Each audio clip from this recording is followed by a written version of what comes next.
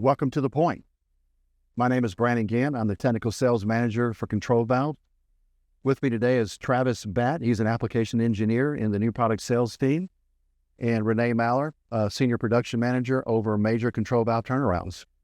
Recently, a customer approached us for a solution for two applications in his combined cycle power plant.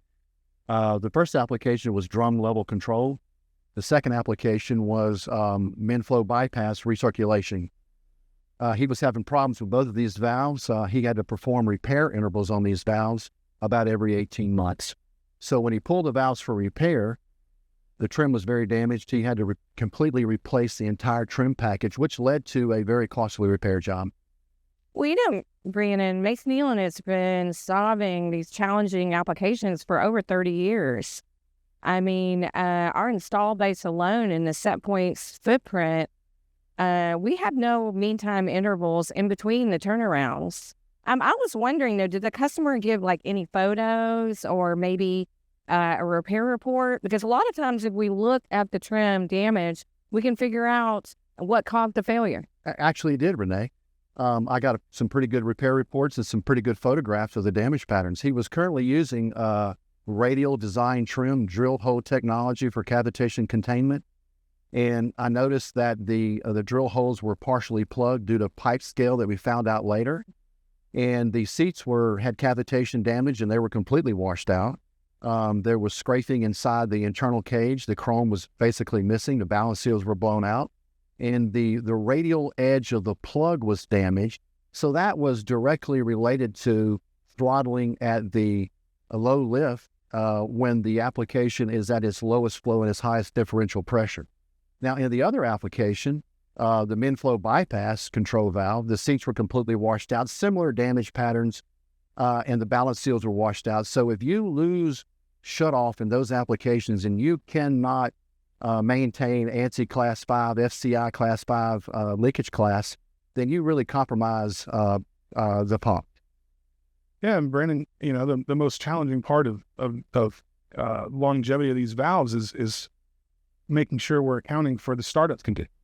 And at the end of the day, these startup conditions can be brutal with over 2,000 psi and pressure drop, and you can have a 40-to-1 turn down ratio. Well, the pressure drop is brutal in those applications, and the Masoneilan Lincoln log is a multi-stage axial flow technology, and it is specifically designed for high-pressure liquid letdown. Matter of fact, it is considered the premier high-pressure liquid letdown control valve on the market. And, to overcome the damage to the plug tip and the washing out of the seat, the Lincoln log, upon initial flow, has a sufficient clearance between the plug and the seat where you don't see high velocity impingement and damaging the plug in the seat. And it maintains your ANSI Class 5 leakage classification in the min-flow bypass application.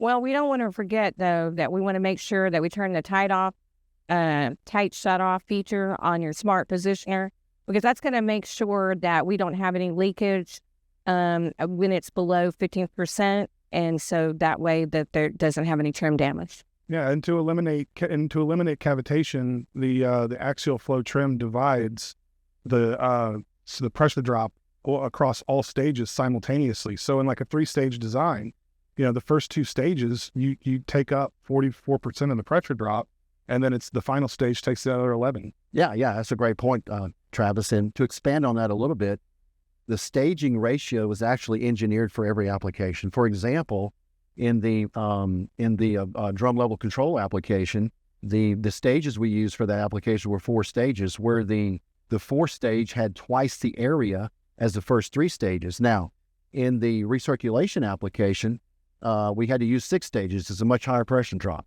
And the staging ratio for that application was the 5th stage had twice the area as the first 4 stages, and the 6th stage had 3 times the area as the first 4 stages.